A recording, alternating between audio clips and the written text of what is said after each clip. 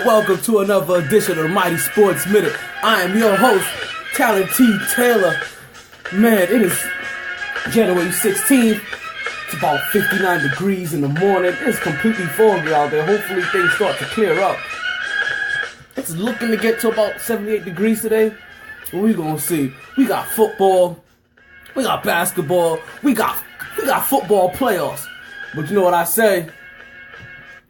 Regardless of the time and regardless of the weather, it's always a good time to talk some sports. So let's start talking. The whole rundown is already set up.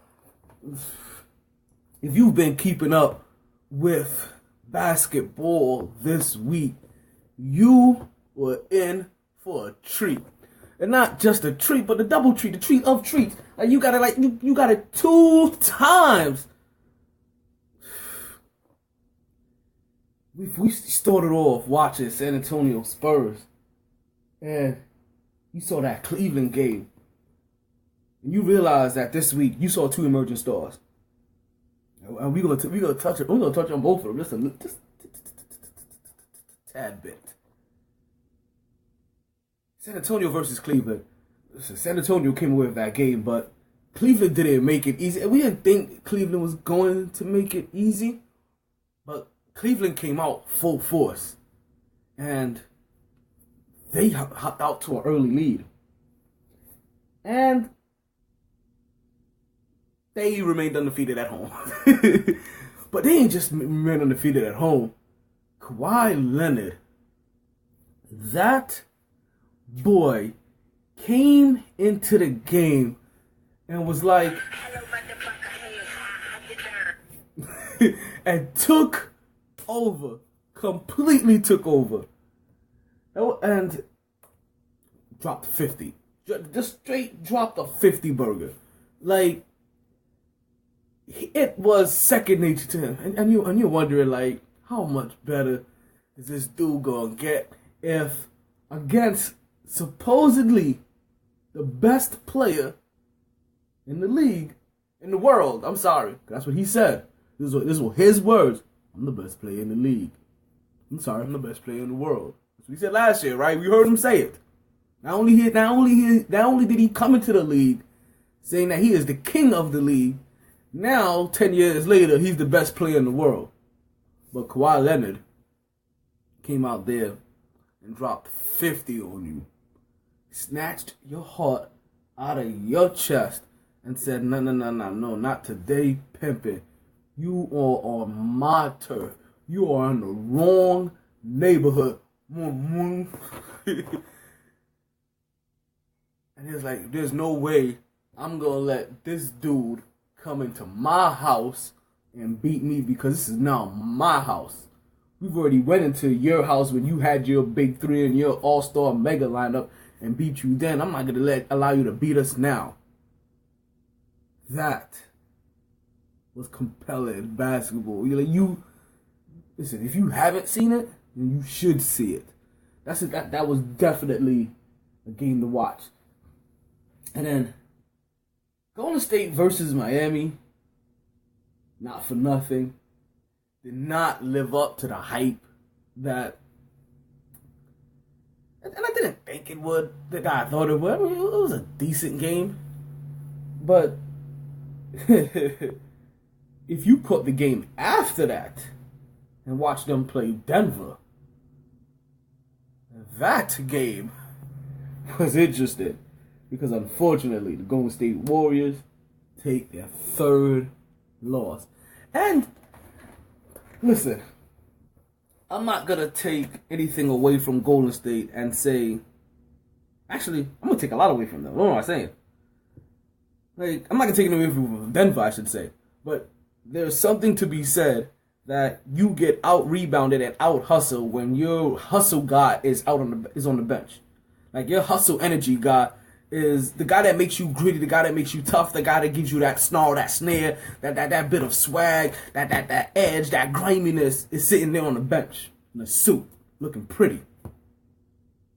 While Kawhi, not Kawhi, but the Manimal, what's that? What's his name? I forget his name. Fareed. Kenneth Fareed. you know, while he is over there bouncing up and down, and then you got guys out here just dropping threes all over the place. Like, what did you? But you got out rebounded. More than anything, you got out rebounded and you got out hustled.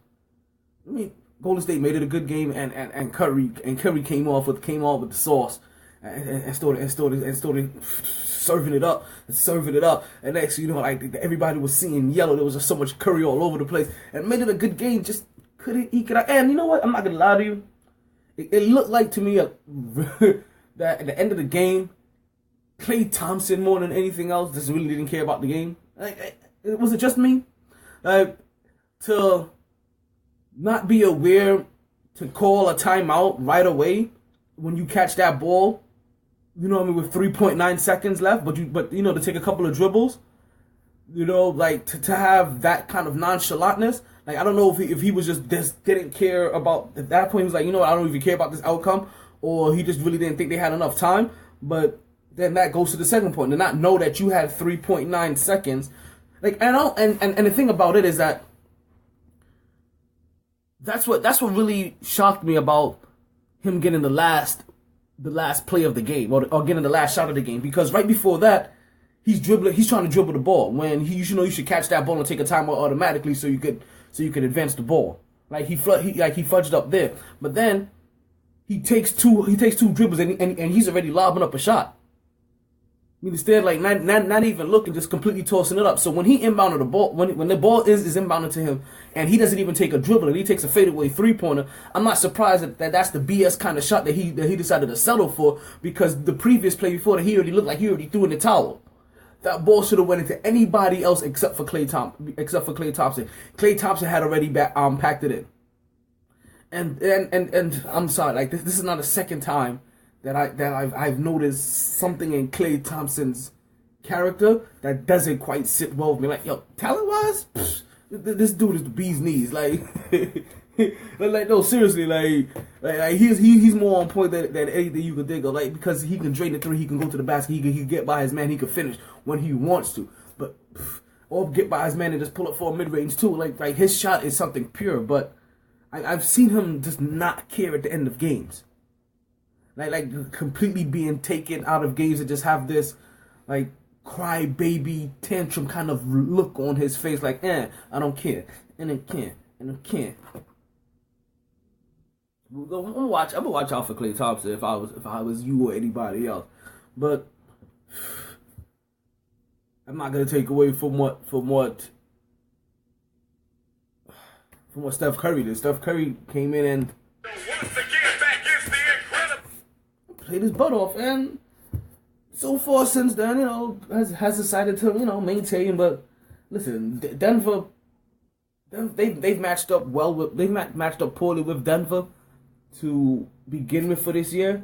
So the fact that they would lose against Denver when they're missing their guy that already has now, what is it, like 8+ triple doubles, you know, for the season already. So I'm not that surprised. I'm just gonna say, like, if you were shocked, like, you shouldn't be. Like, Draymond Green being out is turning out to be a way more integral piece to their lineup than we ever thought. And also, I would assume that, like, I understand who they started, but why would you start Andre Iguodala at that point? Like, he's more Draymond Greenish as a Swiss Army knife kind of player, more than whoever the guy. Like, give that guy, like I said, I wish I could remember his name. I should have wrote it down. But give that guy Iguodala's minutes and bring him with the bench squad that is managed very well with Sean Livingston and the rest of that squad. But they gave him the start. And I think something in there, hustle-wise, just wasn't there from the beginning. Like, they were just too pretty for themselves. Cleveland didn't have a good game against Houston. And it wasn't Cleveland's fault. Houston didn't bring it. But in this whole entire week, what I've noticed from Cleveland, and it was even a little bit last week, Kyrie Irving is definitely making a point to say that he is a top I wouldn't say top 5. I know he's definitely top 10. But he is up there. Like, top 3 ball handles, if not top 2 with ball handles. You understand? Dribble drive, finesse, power.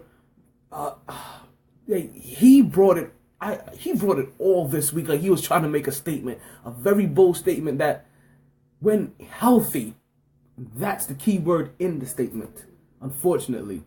When healthy, I am one of the baddest point guards on this court. In any arena. At any given time. In any place.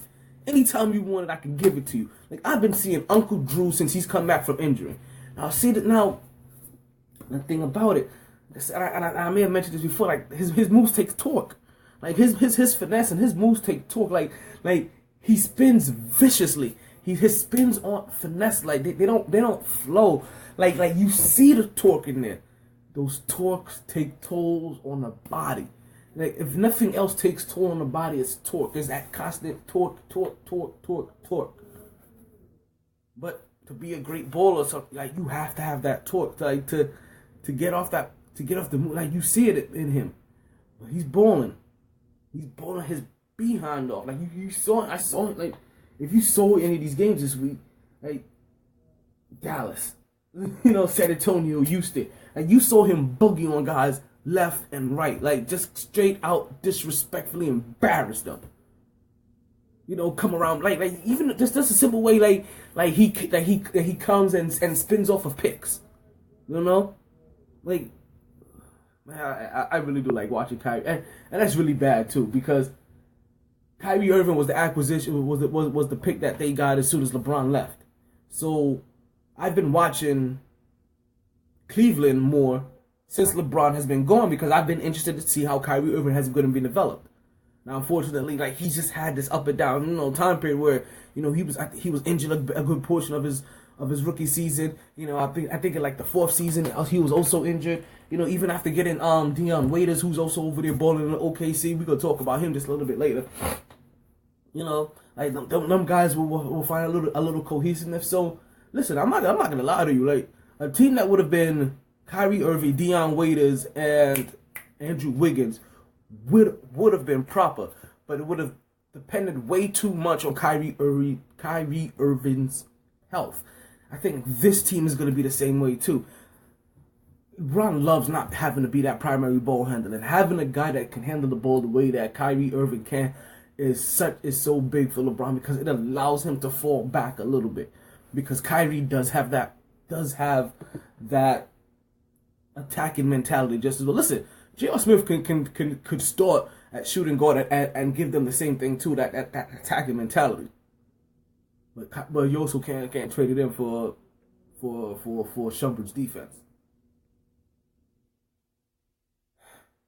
Kyrie Irving. Let's put it this way: Cleveland only goes as far as Kyrie Irving's health this season, and that's probably going to be their bottom line. Moving right on, like I said, to OKC. OKC goes into Dallas, and no, actually, they didn't go into Dallas. I believe they were at home, but they played Dallas and straight up poo all over the Mavs. Like, but not for nothing. Let's make one thing clear before we talk about that 20-30 point loss that they had.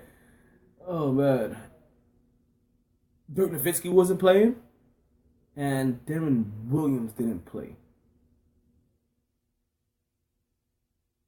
And listen, that's your starting point guard and your starting power forward against one of the most dynamic teams in the league, and that's probably one of the best ways to describe Oklahoma City, is that they are purely dynamic, and it's really Oklahoma City's biggest asset right now is not only is Kevin Durant healthy, so far has been more healthy than he's probably been like in the last 2-3 seasons, but those acquisitions they got last season, the Enes Kanter and Dion Waiters, and even the guy that they got in the draft, man, like, they have so many pieces. Like, Serge Ibaka being able to hit threes, more consistently now. So they're listen. They have a dirty player too named Adams. Like, listen, Adams is an aggravator of big men. Like, with every single big man that plays you damn near wants to fight you. Like, like there's something that you are doing that nobody agrees with. But those guys offensively, like, to have Westbrook as well and Durant on the court at the same time, like Serge Ibaka, Adams, Kanter, Waiters, those guys have the ability to ball out like every single night, and we saw this against Dallas. Dallas was depleted, and listen, there were a few things I learned this game. Right, I learned Charlie Villanueva is still in the league. He plays for the Dallas Mavericks. Yes, the Charlie Villanueva that was the first person to snitch about what goes on in between, what is said in between the lines of the basketball court. He decided to report that to the media. It was on Kevin Garnett. So we all know Kevin Garnett is known to say some outlandish shit. You know what I mean? A la Fruity Pebbles to Mellow. Or Honey Nut Cheerios or whatever he said. But yeah, so I learned that Charlie Villanueva is still in the league. Yeah, that guy. I learned Raymond Felton is still in the league. Yeah, Raymond Felton, the former Knicks, Knicks pick and roll with Stoudemire during the Linsanity, he's still in the league. I learned that JJ Barea is still in the league. But not only is JJ Barea still in the league, but JJ Barea is still undersized and too slow, and he's still in the league. Like really, like JJ Barea has always been undersized, and if it wasn't for like his flat out quickness, right, which he doesn't have anymore, right, and he didn't have it for long, mind you, I didn't like that was probably the only reason that still kept him in the league. Well, guess what? He's still undersized and he ain't that quick. Like they didn't have an answer. And I don't even know if Deron Williams being in the game would have supplied an answer with all three of them rotating every 7 minutes just to try to stay in front of Russell Westbrook. Like, this game was a blowout early, and Oklahoma City took this one like very, very quick. Like, just took it and never let go. Now, bunch of games we're not gonna be. I'm gonna have to wait for the rest of the weekend to be over with to catch, and don't even know if we'll end up even talking about them next week. But it's gonna be the Sacramento and Clippers game, Oklahoma City and Miami, Memphis and Knicks, Phoenix and Minnesota. But that's good because that takes us right into Lakers and Pelicans. And watching this game, I really do like the Lou Williams acquisition for them. Like, Lou Williams is a savior for that team. And when Kobe retires next year, and it's Lou Williams and Randall's and what's his name? D'Angelo Lewis or something like that. His name is D'Angelo Russell. D'Angelo Russell. There we go. And it's more of their team. I think they're gonna be okay.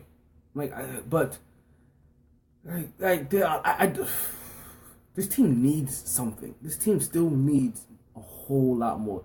Like, the Nick Youngs need to go somewhere. Listen, it's unfortunate. Even I can't even remember his name. And Roy Hibberts, they need to go. Like, I don't even know what Roy Hibbert is doing out there. Like, there's a lot of people that kind of need to go. I don't know if their work ethic or their mentality is what you really want to have around a team that you're trying to build for winners. Like, I think that they're more there and they're more interested to play outside the court more than they really care about playing inside the court. So we're gonna see. Listen, but that was a good game against the Pelicans. You got to saw Tyreek Evans, a nice little appearance by him, and good to see him back in the game and healthy. He's had a bunch of health issues ever since having that great rookie year. He's never fully lived up to not only his high draft pick, but also that rookie year that he had. Like, that rookie year that he had him projected to be a top 10 point guard for a good 5, 6, 7 years, 10 years. Like, it was projected to him to have a healthy career at that guard position as a big point guard at that. Not really feeling too comfortable at the shooting guard position, but more of as the ball handler, facilitator of the team. So we got a chance to see him. But we also got a chance to see the Lakers. And it came down to the end. And like I said, it was a sluggish start. But Lou Williams was the savior of the team, man. Because he comes into the game, but when he's playing, like, you see, let's just say he comes in the game, but when he's playing, like, you see that there's a whole different pace and there's a whole different energy level that is given when he's in the game versus when he's not in the game. And it's a positive energy level.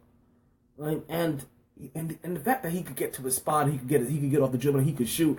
Like, he's just undersized. Like, I talk about JJ Barea, but you hear me, bigging up Lou Williams.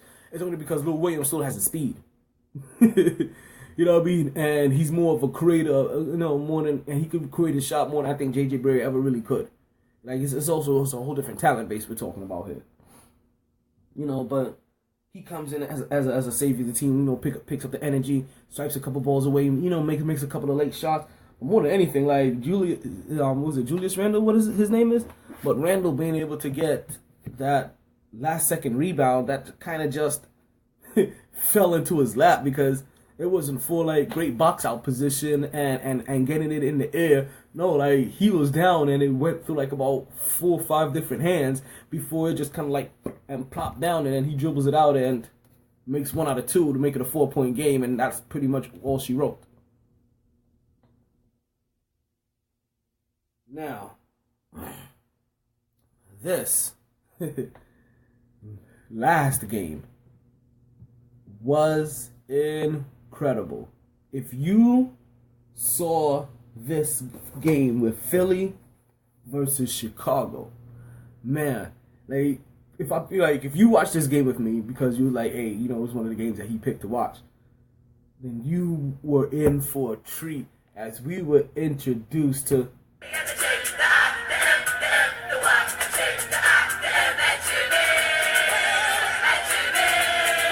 buckets drop. That's Jimmy Butler, by the way. But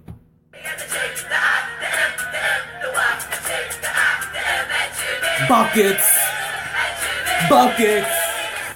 drop 50 plus points. Yeah.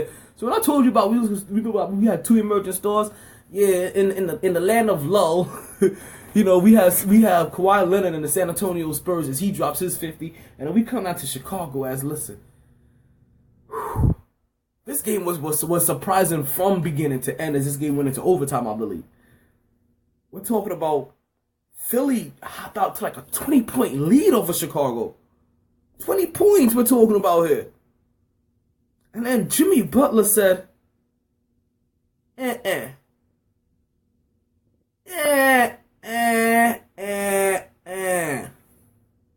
am not about to lose to basically the worst team in the league. No.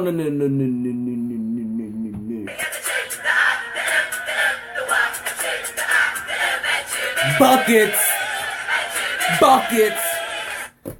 50. All over them. Scorched them. Michael-esque, but not quite Mike-like.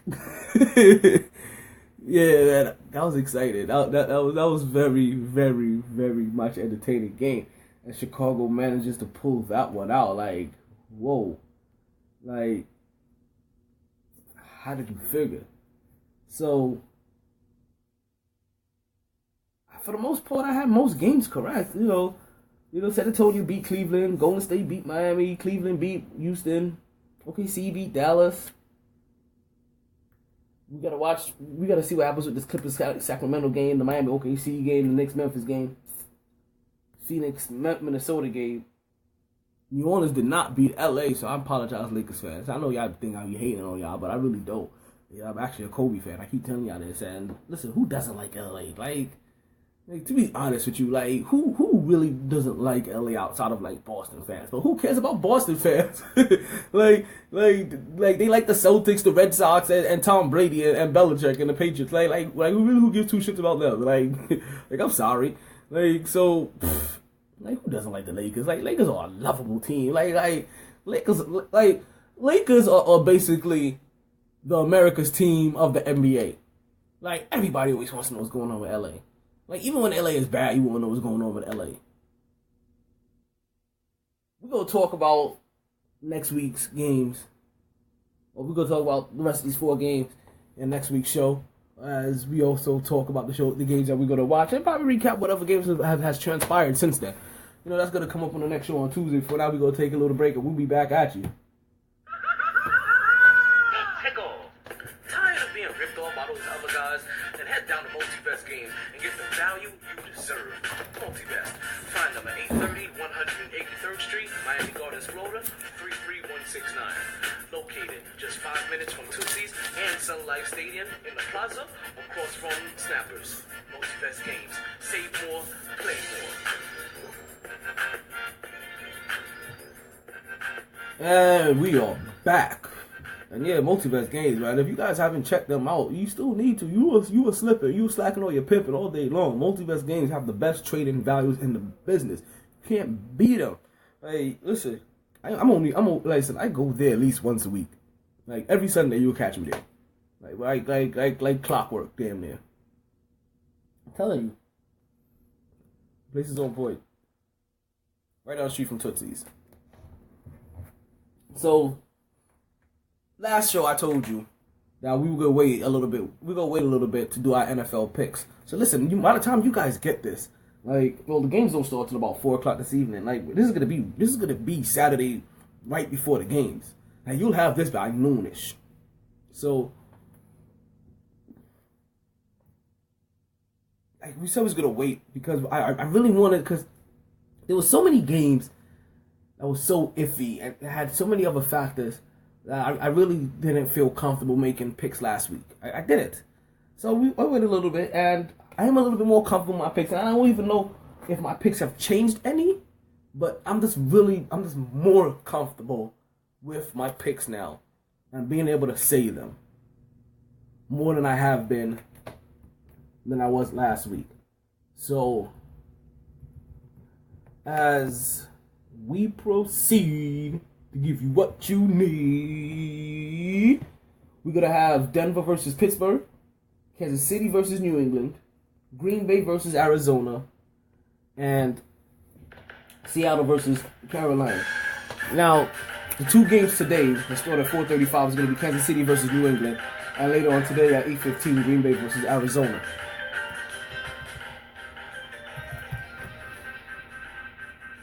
Now, Pittsburgh just has way too many injuries, and that's what it boiled down to. Ben Roethlisberger is going to go out there with that bum shoulder, and Denver's defense is still Denver's defense. And the one thing that has been consistent this year has been Denver's defense. Denver's defense has carried Peyton Manning's weak ass on this whole entire season, and they also carried their punk ass, backup quarterback this season. So I have no reason to believe that when Denver doesn't have their number 1 running back, and their backup running back, and their number 1 wide receiving option, I shouldn't believe in any way, shape, or form that when Ben Roethlisberger is also coming with a bad arm, that defense is not going to be able to get him or put enough pressure on their number 2 wide receiver and their number 3 running back. Because listen, I don't care what the names are or what they say. That's what the numbers really boil down to. It's their number. They're starting with their number 2 wide receiver and their number 3 running back, right? And their number 2 quarterback is sitting there warming up on the bench, or sitting there warming up on the sideline. He's not going to be sitting down this game. He's going to be consistently staying warm, because at any given point in time, if Von Miller and them boys get to Ben Roethlisberger doesn't know if he's going to get back up, or Tomlin, not Tomlin, but Yeah, Tomlin doesn't know if he's going to get back up. So, listen, I got Denver coming away with this one. And if these guys were healthy, even if they had D'Angelo Williams, just the number 2 running back, if they had D'Angelo Williams, I would have been okay. You know, I probably would have felt a little bit better. You know, if they would have had their starters, I would have been okay. Like, I would have said, you know what, Pittsburgh's going to take this one from Denver, because Peyton Manning just throws up ducks for some reason every once in a while when he's in the playoffs and doesn't win when he should. You know, like, listen, this is as complete as a team as Peyton Manning probably has ever had. I'm talking about on the defensive end and on the offensive end. Like, you're not telling me that losing Julius Thomas has been that detrimental to you. Because the weapons that you have is ridiculous. So let's see if he's had enough rest to be able to get his playmakers the ball where his playmakers need the ball at. Because that defense is going to do their part. You're going to see if the offense is going to be able to hold up their side of the ballgame. We got Pittsburgh advancing. We got Denver advancing. Now, the game tonight, or this afternoon, I should say, Kansas City versus New England. Listen, let's just eliminate the fact that I absolutely loathe New England. Obviously, you must have gotten that from the last segment. You know, that was a very heavy A block of basketball. You know, a complete A block of basketball. If you've seen it, then you've realized. Like I said, ignore the fact that I completely loathe everything about New England and Boston and the Patriots and Bill Belichick and Tom Brady and Uggs and whatever they represent and stand for. This is going to be completely football related, and it makes it, and this makes my pick easier, I should say, because of all that. But this is not the reason that justifies my pick. Kansas City's just on the roll, and if you're on a roll like this, it's hard for me to go up against you. Like, we saw what the Giants have done on a roll like this in the past. We saw listen. Okay, so let's just run it down, because we've seen runs. Because the runs like this at the end of the season or throughout the season, you know what I mean? But particularly at the end of the season is what usually produces Super Bowl champions, right? Or usually produces the most odd Super Bowl champions. Ben Roethlisberger's first ring. Pittsburgh was healthy early. Was gone on a run late. Ben Roethlisberger wasn't really passing the ball then. They had the workhorse Jerome Bettis, and they was just handing the ball off to. You understand? As he just rushed his way through it, but they caught a spark late, and they took that all the way through the Super Bowl. I think that was the last time we saw Arizona in the Super Bowl. I'm not sure if that was the one of they saw them later on in the Super Bowl. They saw Arizona later on in the Super Bowl. But fast forward, and we get now the Giants have been in a similar situation twice, where horrible season. And I'm not saying Kansas City had horrible, and Kansas City didn't even have a horrible season. They had a good season. They've had a good, solid season. Like, they've been playing hot ever since they started out bad. You know, like, they started out really bad, like losing like 4 or 5 games straight, something like that. Like, they had a ridiculous record. They were like 0-4 or 1-5. You know? So, yeah, we've seen the Giants do it twice. You know, get hot late, take that run, and take that all the way into a Super Bowl and get a ring. Doing it twice over the Patriots at that. You understand? We've seen Seattle. And Seattle, as I told you, Seattle has found a way that works for them to sandwich their season. Start off hot, you know what I mean, lull off in the middle, and catch heat right at the end where you need the momentum. And now we've seen Seattle in 2 Super Bowls and I know at least 3 NFC Championship games, if not 4. So, once again, Kansas City, they are hot. And they are hot enough to beat a banged-up New England team. And that also does it, too. New England's banged up a little. And we don't know exactly how healthy they really are, but I think they may be seriously banged up. And you just need to be a little bit banged up to be banged up enough for a good defense. Like, you understand, like Kansas City has one of the top defenses in the league. So that's all you need, is to be a second slower, to be a half a second slower, to be a half a second off. Edelman, Gronk, you know, like I said, it's the reason. It's the reason why. Basically, kind of the same reason why I told you that it'll be hard to pick Pittsburgh. You understand? Like I understand Roethlisberger's gonna be, but Roethlisberger's gonna be a half a second slower, half a second off. Guys are a little too banged up. Kansas City is poised to take this game and move on. And we're gonna see Kansas City versus Denver in the AFC Championship game. Also, we're gonna have Green Bay versus Arizona, and I'm just gonna make it real simple. I just don't believe still that Green Bay has it all together. Green Bay was Green Bay versus Washington, but and Washington just hasn't really. It was the NFC West. I mean NFC East, whatever it was. We all know what that division was like this year. Like it had to produce somebody, and it produced Washington because the Washington was the most consistent teams out of all of them. That still doesn't say much about their consistency and their play. Remember, a lot of those games at the end were division games. So they took some games from teams that they were better than because they were the best team in their division. Green Bay, I think, is going to get manhandled again by Arizona like they did the last time. And when that happens, like I said, we're just going to see Arizona move on. This last game, Seattle versus Carolina. I know I've said that these 1-2s are true 1-2s, but I can't sit here and say what I said about Kansas City being hot and catching fire at the right time, and also telling you what I told you about Seattle and how they sandwich their seasons and how we've seen them now do this for about 3 straight years in the playoffs. Like they've been the team to beat. Like, let's not get it twisted. They have people are forgetting. Seattle felt like they should have won that Super Bowl last year.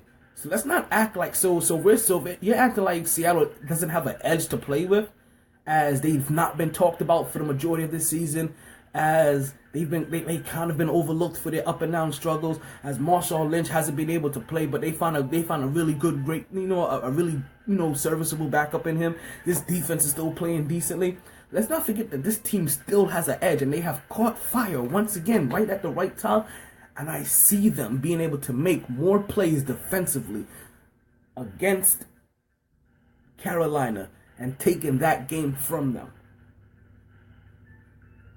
It's not going to be easy, but it is going to be something I bet you're going to watch. We're all going to be watching. We're going to be glued to that game. That's the game to watch. That's the game to be glued to. Oh, yeah. We're going to see this game. We're going to see them battle because this is going to be a defensive game. And we're going to see if Cam Newton can Superman his way past them. Because, listen, to get past these Seahawks, you're going to have to fly above them, Superman. Because they are coming. They're coming in numbers. They're coming in drones. They're coming to attack. Like, I feel like Seattle is playing with an edge that the league or Carolina may not be ready for. Because it's not going to be reckless like Odell Beckham's. You understand? Mr. Old Dirty Player. It's not going to be like his. No. It's going to be that controlled mayhem.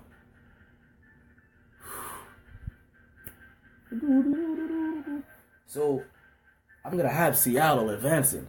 So, like I said, and we're going to get that game that we've, like I said, I don't know if I'm the only one that's wanted Arizona, because remember, Arizona's been missing the playoffs for a couple of years, and we haven't got a chance to get that. Listen, we got to catch Arizona and Seattle for the for the NFC Championship game when they play each other. That's a rivalry game. That game is gonna be gritty. That game is gonna be flat out gritty, nasty, and disgusting. And the X factor in that, oh man, oh wow, I almost picked against my pick.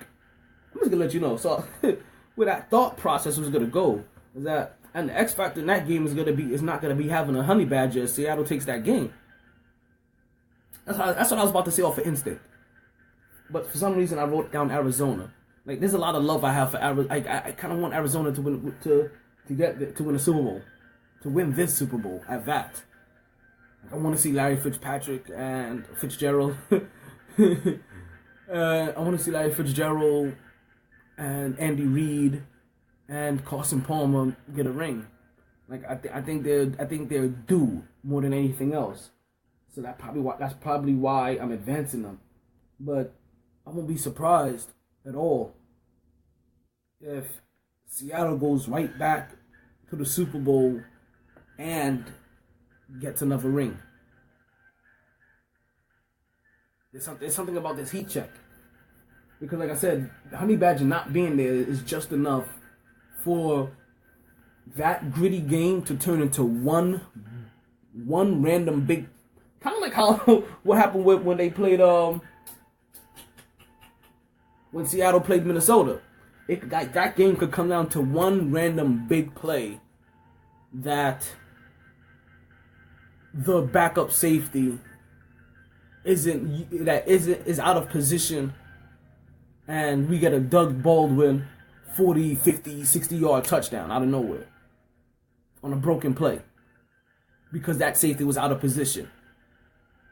That the Honey Badger probably normally would have recognized and made up for. Like, hey, this is a broken play. Somebody's going to have to go deep. Let me make sure I get the deep man.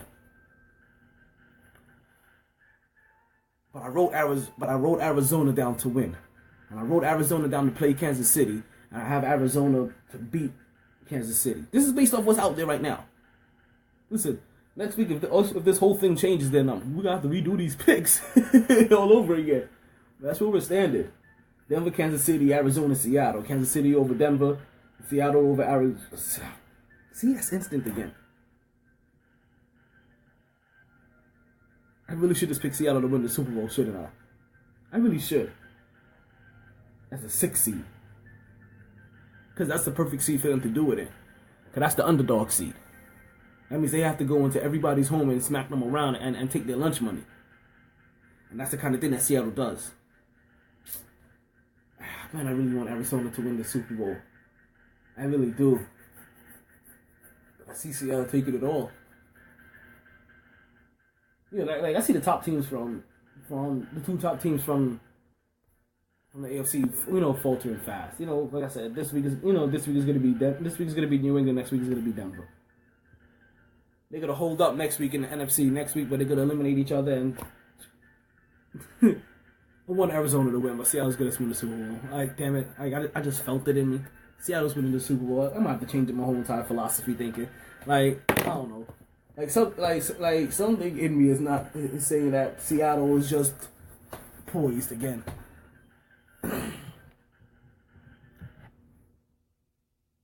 But more than not, even them being poised to make moves.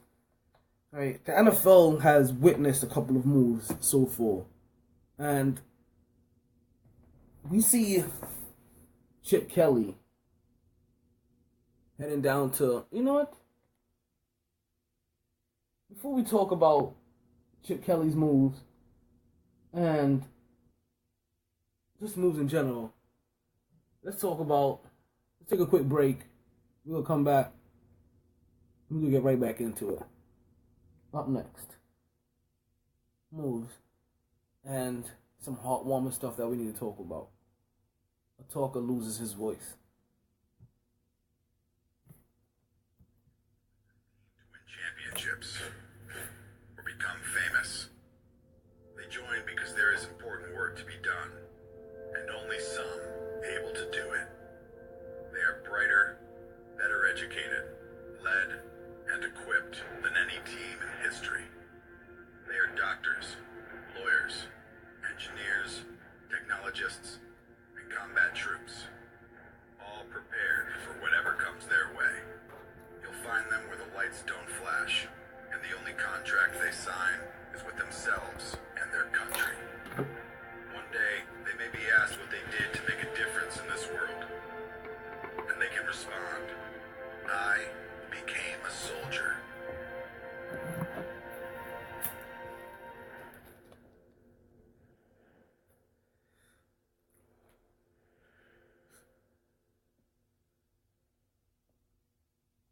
And we are back in the final segment of our show today. So like I said, there's been a bunch of moves that's happening. Like personal moves, collective moves, just a bunch of moves. And one of the moves that I guess catch my eye the most, or catches almost anybody's eye the most, is this Chip Kelly's move to San Francisco. Because, I don't know. I don't know.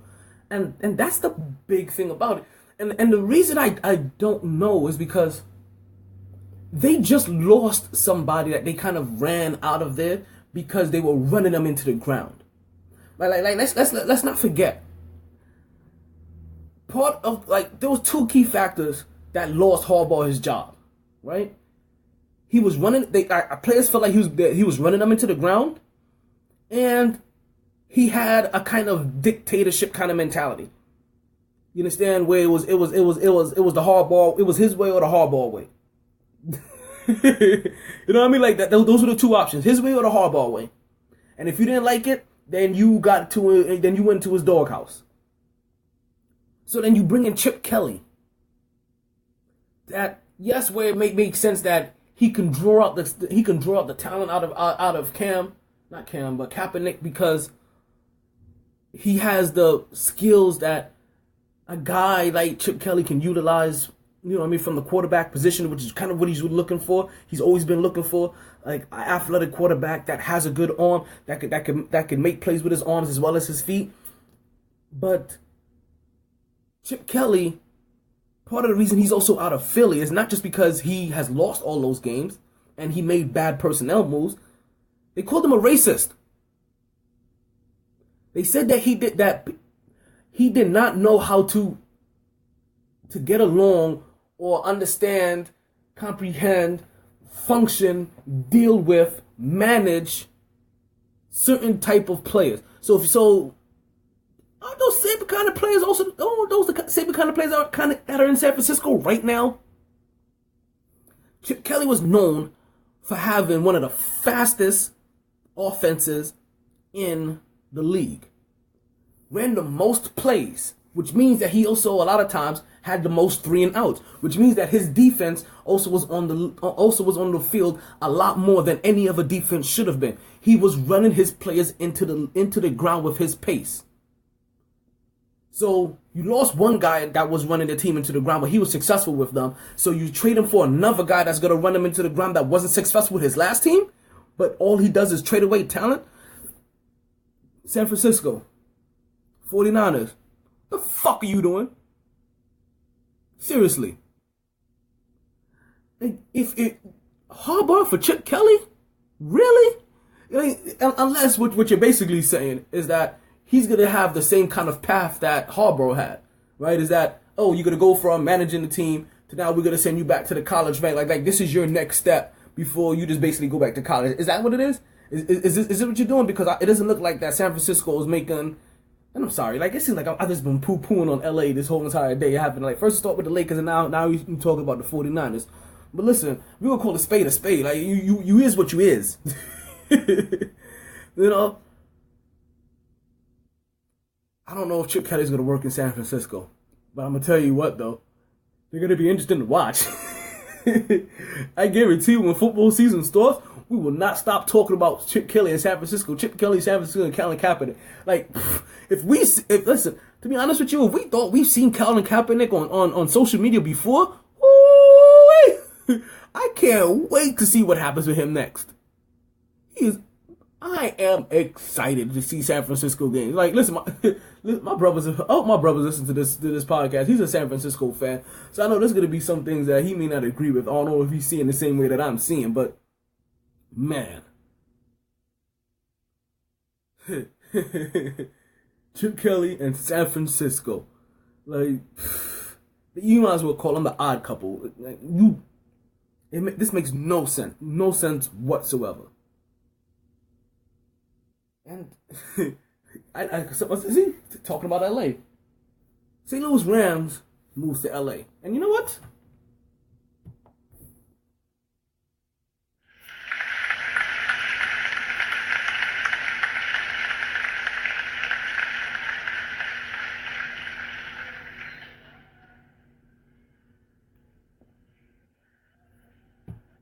I'm good with it.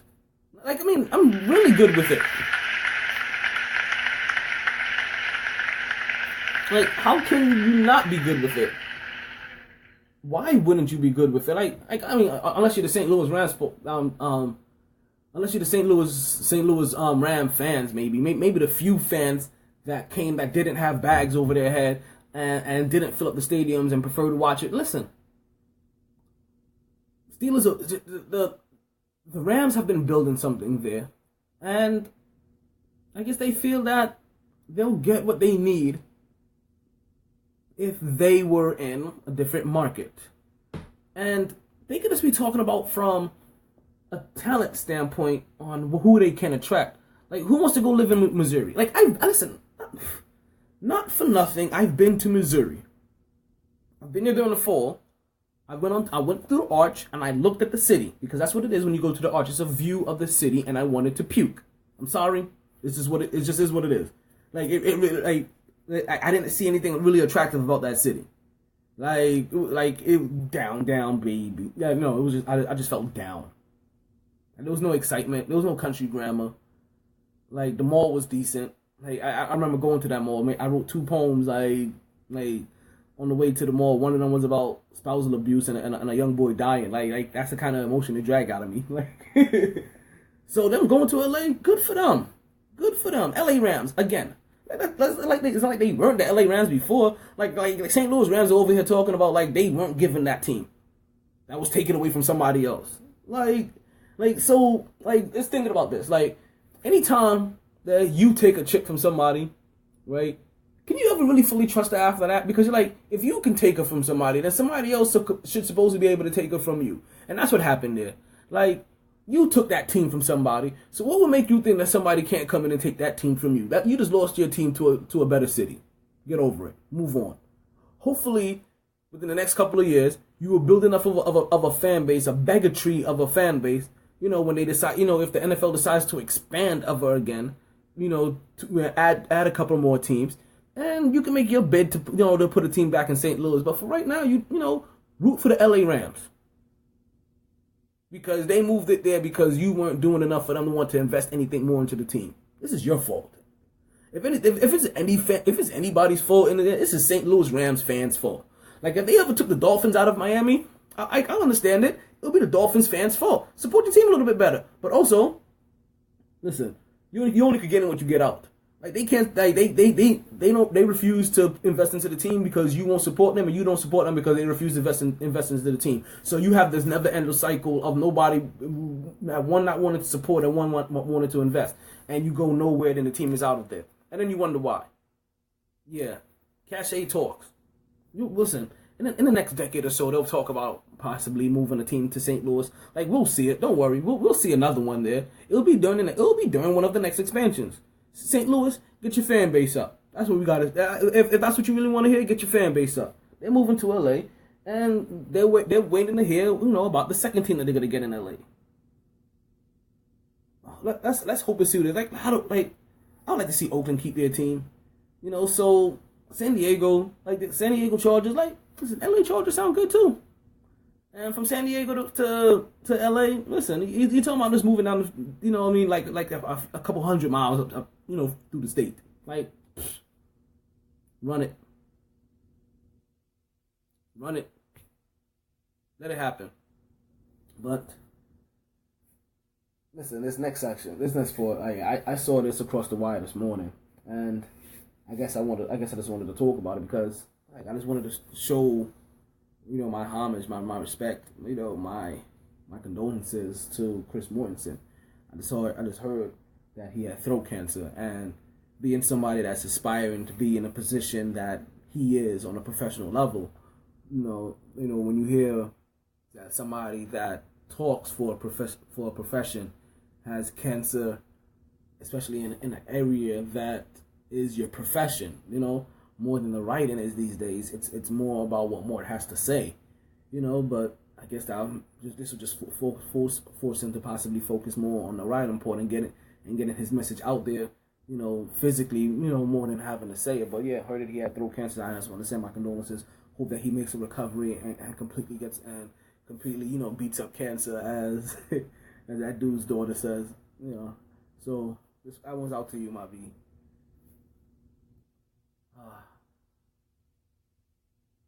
So